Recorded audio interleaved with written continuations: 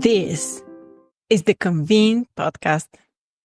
Results from our recent pulse survey of event organizers reveal a lack of clarity about what sweeping U.S. policy changes may mean for events, what comes next, and how best to move forward.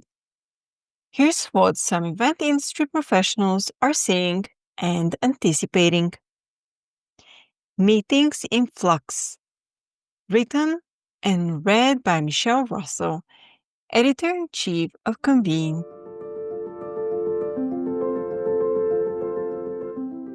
Significant funding cuts affecting research institutions and universities across the United States. The elimination of numerous public health programs. Mass layoffs of federal workers. The termination of DEI programs and the recognition of only two sexes, impacting policies related to gender identity and expression. On again, off again, reciprocal tariff policies on all articles imported into the United States. These are but a few of the staggering changes brought about by the first few months of the Trump administration that have forced much of the face-to-face business events industry, which was on track to return to pre-pandemic attendance levels or higher, into uncertain territory. When we conducted Convene's meetings market survey in late August, early September last year, 3 out of 5 respondents anticipated that their 2025 event attendance would increase. But now, event organizers find themselves facing a new set of unexpected challenges to keeping their events whole. How are planners navigating this uncertainty? To get a sense of the landscape, we conducted an online pulse survey from April 7th through 14th, keeping many questions open-ended so as not to prescribe responses. And we also spoke with events industry professionals who are experiencing the impacts of policy shifts. While what's to come remains uncertain, organizers are pressing ahead, a bit like playing a game while the rules keep changing. Finger on the pulse. More than 175 respondents, 90% of whom work for organizations headquartered in the United States and 4% in Canada, 3% each in Europe and APAC, participated in our pulse survey. The largest group of respondents, 38%, work for associations. What they're experiencing. More than 3/4 of event professionals said changes made by the administration have resulted in lower registration numbers for upcoming or recently held events. Around 1 in 5 respondents said they're not seeing any impact. Where the impact is being felt. We asked those respondents who have experienced lower registration and attendance numbers to share what specific audience segments are more affected, for example, domestic or international, and what factors are contributing to this trend. Respondents most often mentioned international in their open-ended responses, indicating that their events are being most impacted by audiences outside of the U.S., particularly those affiliated with government, academic, or publicly funded institutions who are facing restrictions or uncertainty when planning travel to the U.S.-based events. These responses often referenced visa delays and institutional hesitancy to commit to overseas events. Travel was the second most often cited concern, frequently paired with mentions of policy-related disruptions or lack of clarity. Other often cited factors were U.S. and government, but domestic also came up frequently in responses indicating that attendance at their events has been affected by grant-related travel bans and layoffs of federal workers. Indeed, the words funding, federal, and cuts were repeated an equal number of times, followed by grants, layoffs, and restrictions. Geopolitical uncertainty, funding changes, and other factors are influencing who can attend, as reflected in these comments.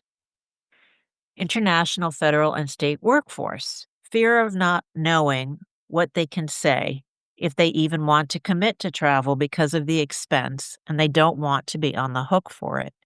And non-U.S. potential attendees just don't want to come to the U.S. because they don't think it is safe and they disagree with policies. Domestic government layoffs, lack of funding for registration travel, and DEI programs cut, so those attendees are no longer able to attend. International attendees are unable to get visas or are concerned with being harassed upon entry or departure. We recently canceled an entire conference for federal employees because of an executive order not allowing them to travel 1 month away from the conference.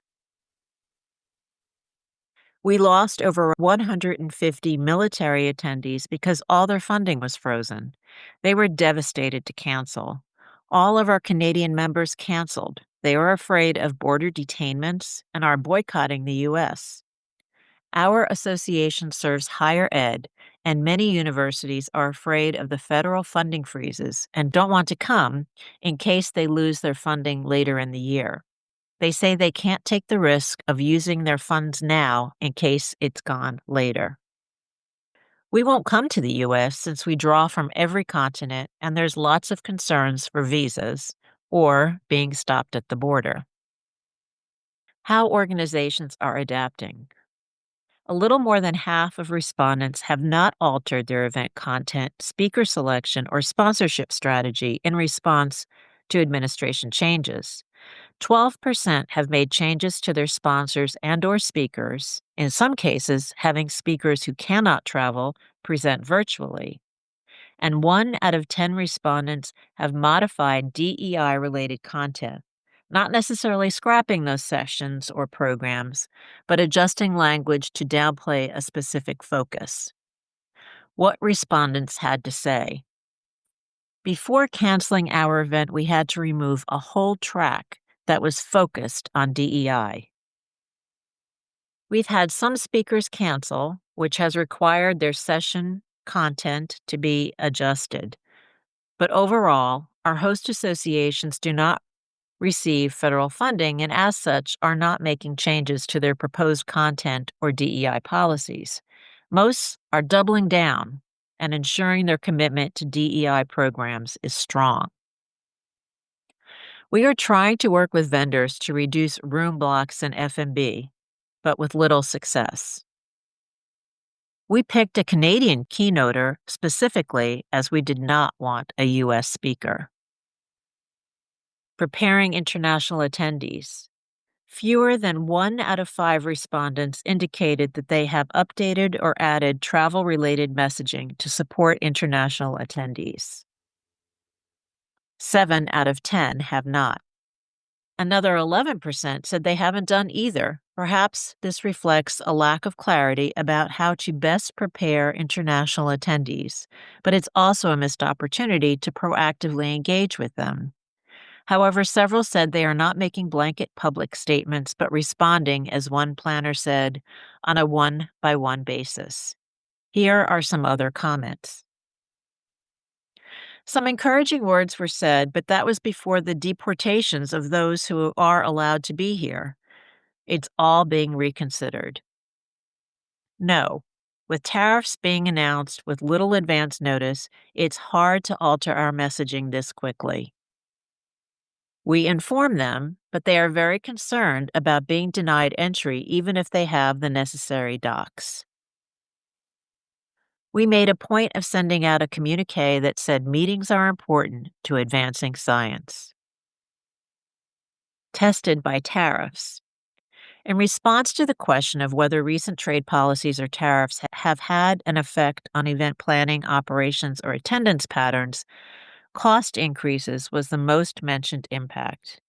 These financial pressures come on top of rising costs that planners have said have been their number one challenge since the pandemic. I cannot source our next open year, and we may have to cancel future meetings due to lack of funding because our organization is government grant funded.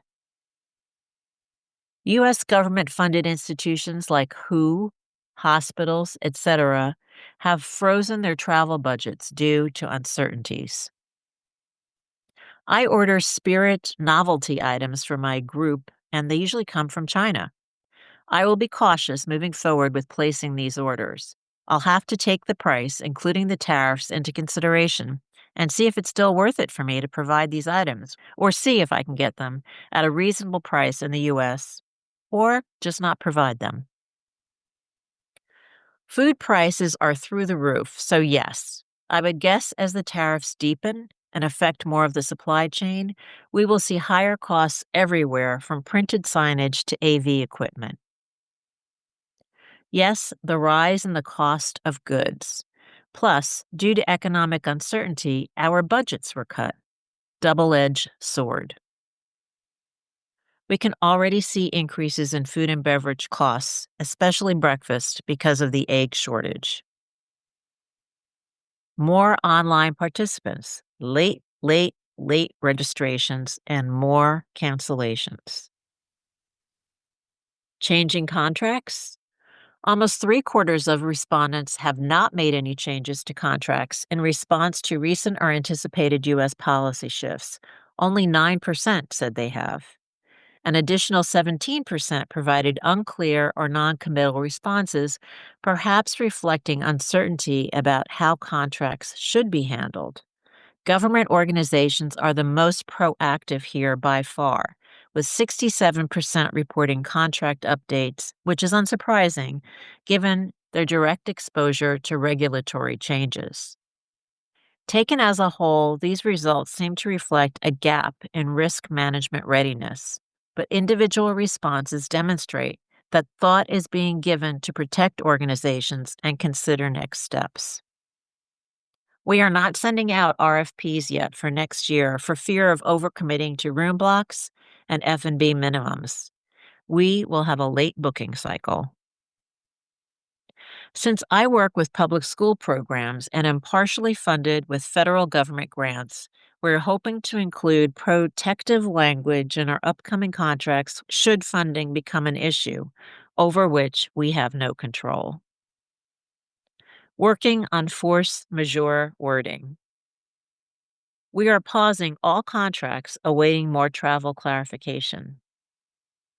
We now try and get a performance clause in all our contracts to ensure that what we expect happens, even if the venue, etc., have staffing or supply issues. An opportunity came up to postpone our 2027 event, which was supposed to be in the US. So we took it due to fears of holding an international conference in the US under the current administration. What about workarounds? Since the pandemic, most events have gone all in on in-person participation, not to mention that offering hybrid events can be expensive and a drain on resources. So perhaps it's not surprising that more than half of respondents said they are not offering virtual or hybrid events as a way to offset the current challenges of attracting face-to-face attendees. No, said one respondent in all capital letters. That increases the price and is twice the work. We have a small team, and we do 2 large conferences a year that are 6 months apart. It's too much to put on my staff. It's like planning 4 conferences in a year. 3 out of 10 respondents did not commit to a yes or no response, reflecting yet more uncertainty or perhaps ongoing internal deliberations. Only 5% said they are definitely offering a hybrid option, and only 4% said they would require a fee, like one respondent who said the virtual component would not be free, but the registration cost would be offset through the organization's foundation, adding that the request for virtual has increased due to travel restrictions. And the organization sees it as an opportunity to increase revenue and include the core audience who would ordinarily attend in person. Global medical conventions in the crosshairs. ABTS is seeing some troubling trends for international healthcare events as a result of current U.S. administration policies. After we sent out an email invitation to participate in our Pulse survey with the subject line, "Is global uncertainty affecting your events?" I received an email reply from Patricia Andrade with, yes, typed in all caps after the question. Andrade is Vice President of International Marketing and Compliance for ABTS, which specializes in managing housing, travel, and compliance for international attendees and sponsored groups at U.S. medical conferences. We set up a call for Andrade to fill us in on how the current environment is affecting global medical conferences based on her direct experience. Andrade invited ABTS colleagues Patricia Aguilar, Associate Vice President of Meeting and Convention Services, and Lauren Rangel, Vice President of Housing Operations, to join us. Here are excerpts from our conversation. LATAM.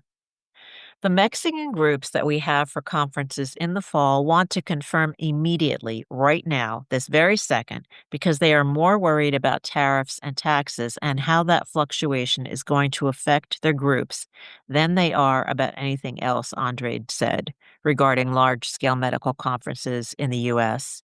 These are all doctors who are attending for CME education. Aguilar referenced one Mexican group in particular, which, she said, wanted to lock everything in as soon as possible. Aguilar said that there is a misperception about the situation in the U.S.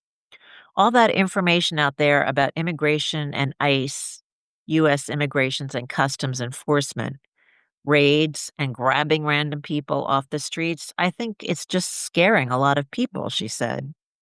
The perception is that it's not worth the risk to go at this time, and she's finding sponsors are bringing fewer doctors to minimize their risk.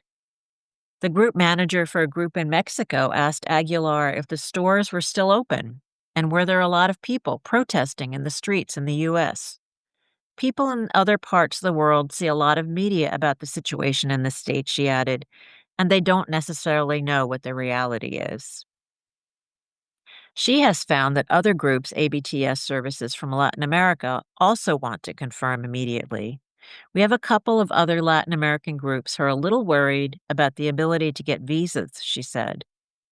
They are reducing their groups based on doctors who might already have visas or what the doctors are saying. There is a little bit of push from the doctors themselves. They are worried about coming. The sponsors are still willing to bring them here. We haven't seen any huge marked decrease in the amount of people that are coming from Latin America. EU and Asia. Sponsors are willing to provide the money to bring doctors to conferences in the U.S., but Andrade says she has seen some of the European doctors turn down the invitation because they're uncomfortable coming. They might be making a political statement, or they might just be uncomfortable coming to the U.S. because of the instability with the political situation, she said. A sponsor might be willing to have 65 grants, but only 45 people actually accept the grant invitation. There's a little bit of reduction in that. Again, it's an individual choice of the doctor as opposed to a monetary choice of the sponsor. The sponsors are still really willing, Andrade said, to move forward. I do have a group from the Philippines that says they are really trying to back away because they're actually scared, Aguilar said. They're scared of the airport, and they're scared of just being mistreated once they get here. We're hearing that a little bit more from Asia.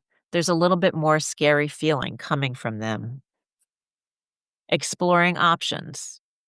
We saw pushback during the first Trump term when there was a ban on travel to the U.S. from certain countries, Rangel said. We had very vocal groups that said, we will not come because we're making a protest against these policies. We did see an uptick in associations expanding their virtual offer to give people that protest option because at the end of the day, the product coming out of a medical meeting is the CME. Rangel said that there is a great deal of uncertainty about how to navigate the situation. Nobody's really sure what's going to happen, and there isn't really a clear thesis statement coming out of the administration, she said. The truth is that a full-fledged virtual component is very expensive and has very low return on investment for associations, and they're very reluctant to do it because everyone up until now has been struggling to return to pre-pandemic numbers. A large part of that is bringing value to the cities and making sure you have good buying power and good rates, and virtual undercuts that.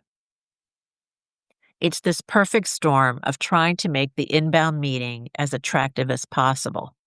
We've had associations that are specifically concerned about international, not just because of the perception, but because historically the international participation is what adds value to their meeting. Even if it's 20% international attendance, which is about the lowest slice for the conferences that we do, that's very valuable for the membership because they get to hear the international perspectives, and it just adds that cachet of this is truly a global meeting and truly high level science because of the exchange of ideas. I think associations are very concerned. They're watching it very closely. Obviously, they will do independently whatever is in their power to make it as attractive as possible. The most skittish I've seen is one association, Rangel continued, that historically had a lot of federal participation, given the cuts to federal funding and staffing. That's affecting them overall, even more so than international participation, because it affects their room block. Then that means, how much do we invest? How can we slice out of the room block without being penalized? They're thinking on those strategic terms, and it's quite sad, of course, because behind that strategy is the loss of medical service to underserved communities and research and dangerous diseases and things like that. Higher costs. As far as inflation and rising costs, Rangel thinks first and foremost the impact on events will be F&B. Of course, that will affect us personally because of breakfast prices. Breakfast prices already jumped dramatically because of inflation, Rangel said. Eggs, the worst possible food item for breakfast, which will also affect the offer that goes into the convention center itself, because, as a really brief example, the medical event we were just at has very long hours. They offer breakfast and lunch as part of the registration package because they know that they're keeping the doctors hostage for many hours throughout the day. In order to manage the increases, organizers will have to cut programming, she said, or dramatically increase registration prices. Beyond the rising costs of the events themselves, Rangel said, it will be very interesting to watch taxes levied on the hotels themselves in those destinations where the bed tax is supporting infrastructure development for conventions. The tax calculation that was relevant 2 years ago is no longer going to be relevant if these tariffs hold, because the cost of construction and labor is going to skyrocket, she said. We're going to see a lot more of these measures on ballots. On a compliance side, Andrade said, higher overall costs become an issue, even to the point of not whether they can pay or just whether it's so expensive in comparison to what a similar meeting in Europe would cost per room, per F&B, per breakfast, that the companies themselves and their own compliance departments take a look at it and say, well, we can't justify spending that amount of money. It's just so out of our compliance scope. When in Europe, in France, you're only allowed to pay 175 euros per night. Here, they have to make a case to pay $500 a night. Andrade explained that the French Sunshine Act allows for a hotel room maximum of 250 euros per night, including taxes and breakfast. If breakfast is charged separately, as it is in the US, she said, it should still not push the total over 250 euros per night. These limits apply regardless of the country where the event is being held. So even if the medical conference is in the US, sponsors must adhere to these French caps when supporting French healthcare practitioners. As a result, Andrade said, you're going to start seeing a lot more international doctors going to those meetings where they do get to interact with other international doctors. European international medical conferences are excellent, same level as here. It's going to become an issue that we're going to see more and more. The higher the prices are in the US, the more there are taxes, the more there are tariffs. Silver lining? That actually dovetails neatly with what I was going to say, Rangel said, which is that right now the hope spot is that not all associations have good global competition. Even if there are in name comparable meetings in Europe or Latin America, they either don't attract the same audience or the level of science isn't quite there to the American counterpart. At the moment, it is still viable. The pharmas have the money to pay to send doctors. These are actually healthcare providers who diagnose and prescribe locally. They do all of their business locally. Ostensibly, they should be free and clear to come. As long as the science in the United States remains the highest level available, there's still hope. There's still the flow of people and ideas. Rangel noted an additional wrinkle to the overall challenge of navigating uncertainties. One thing to consider, she said, was the pandemic caused a lot of personnel turnover in the industry and in associations. You're going to have people that maybe have just gotten their feet under them and now have this whole other crisis to take care of. There really is so much unknown. I would say the one positive thing that we have going for us, Andre said, is obviously from what people are telling us from outside the U.S. They still do want to come. The companies are still willing to sponsor. They're just a little scared and worried. The associations just have to start telling people everything's okay. We're still okay. We're still moving forward. We do want you. We welcome you. Taking a radical joy approach. Planning World Pride and the Human Rights Conference in the midst of DEI backlash. We're hopeful, said Valerie Sumner, owner, VRS Meetings and Events, Inc., who told Convene several months before World Pride Human Rights Conference June 4th through 6th, which she has been helping to organize as part of World Pride, taking place in Washington, D.C., May 17th to June 8th. Actually beyond hopeful while navigating DEI headwinds and uncertainties. Radical joy is our mantra, Sumner said. We are going to be joyful. We are going to celebrate this whole community and the work that the community does, in spite of all that's going on around us. We're doing it with thoughtfulness, and we're doing it while also being realistic. An expected 2,000 conference attendees will split their time at sessions held at both the National Theater and neighboring JW Marriott, where security will be a priority. A lot of sessions, Sumner said, will center around how to get involved in the Pride movement and make a difference. In addition to a strong educational program, the conference will have a physical community hub with a lot of conversational areas for people to get together.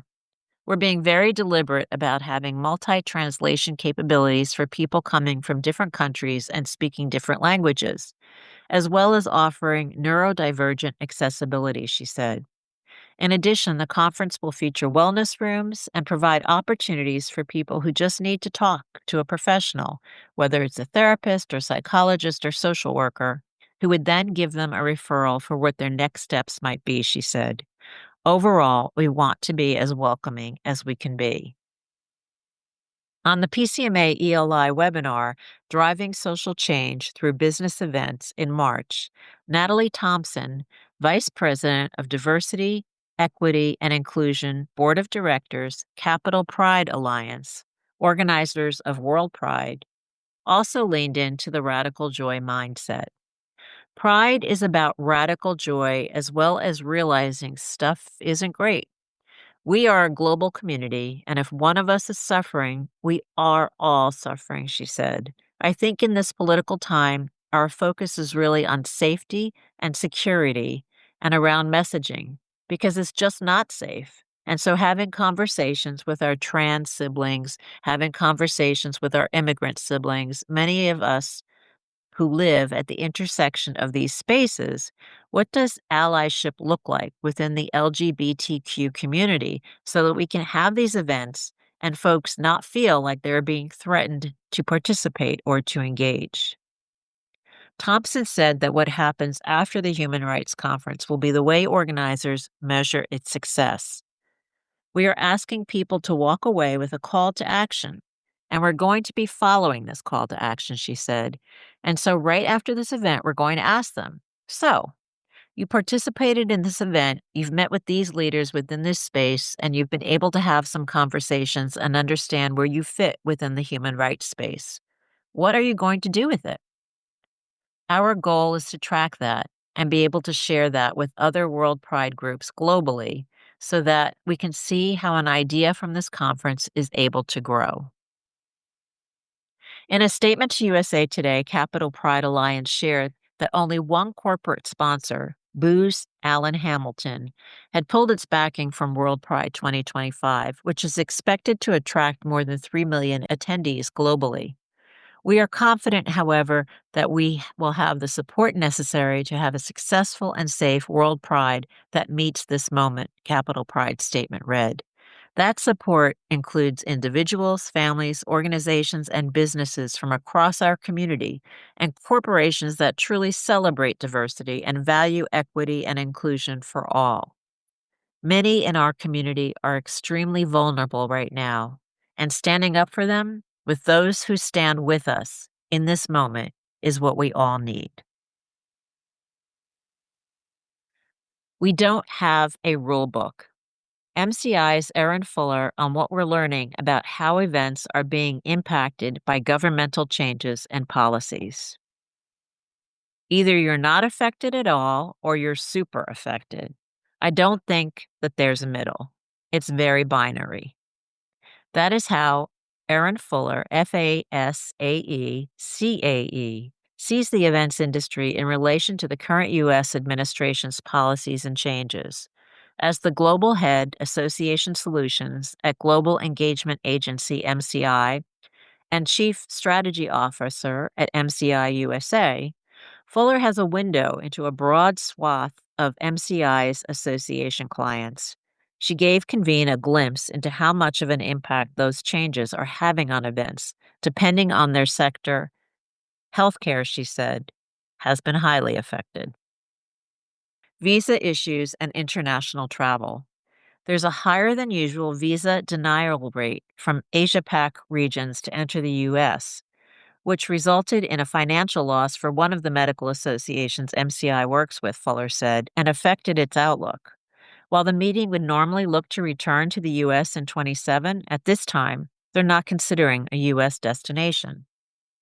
A biennial global disease summit that took place in LA in March, which rotates between the Americas, Europe, and APAC, experienced a 40% reduction in participation due to a number of reasons, Fuller said. Among them, travel bans from the Centers for Disease Control, the National Institutes of Health, and the Department of Health and Human Services. A high visa denial rate from APAC and African regions to enter the U.S., and the U.S. intent to withdraw from the World Health Organization. At the same time, the event had to contend with a 20% increase in costs. Outside of the U.S., a global professional services meeting in Singapore that relies on a significant number of mostly West Coast U.S. delegates, also held in March, saw 30 to 40% fewer of those delegates attend, Fuller said, which points to another troubling trend. We're also seeing Americans potentially not traveling because people are concerned about challenges they may face having entered other countries or returning back to the States, she said. The toll of massive cuts to federal funding and jobs was felt by two MCI clients in the healthcare sector that held events in late April and early May, she said, with both seeing a 30% largely domestic attendance drop when we spoke in early April. Looking for a trend line.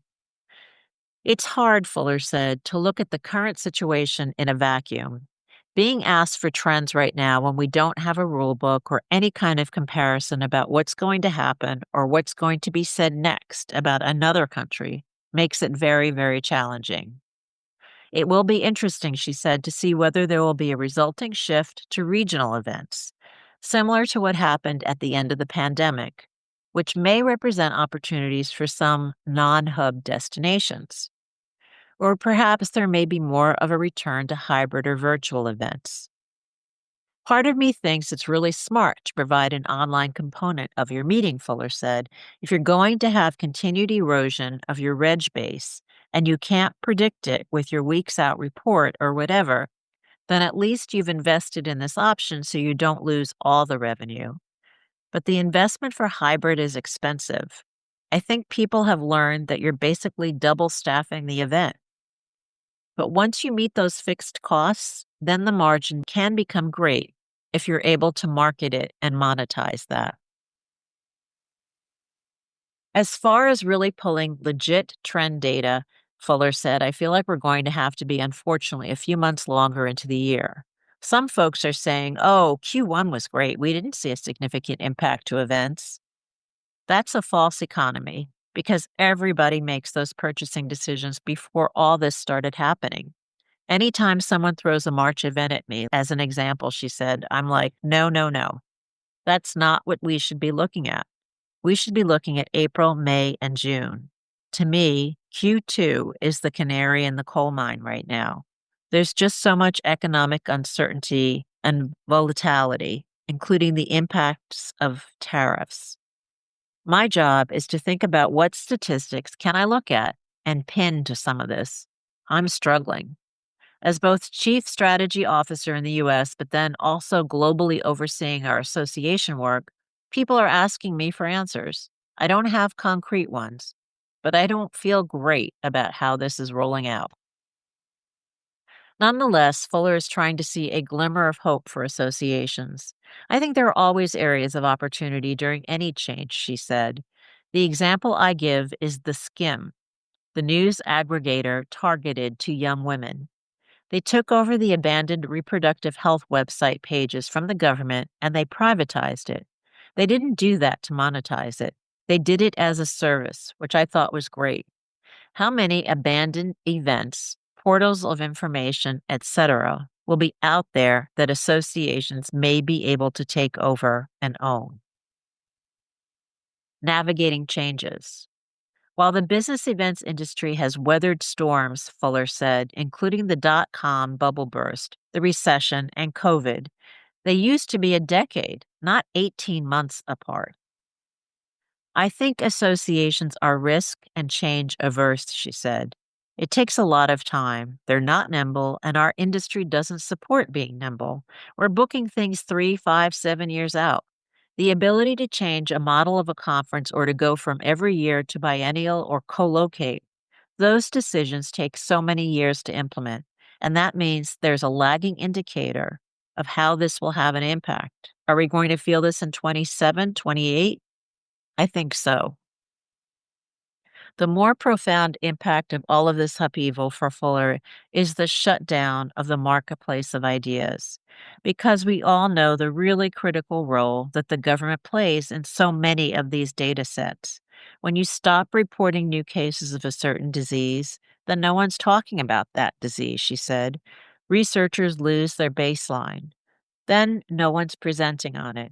That whole scientific process and the curiosity that drives so much of the work and the content that gets produced by associations. That loss, I think, you can't quantify. Remember to subscribe to the Convene podcast on your favorite listening platform to stay updated with our latest episodes. For further industry insights from the Convene team, head over to pcma.org/convene. My name is Maggie. Stay inspired, keep inspiring, and until next time.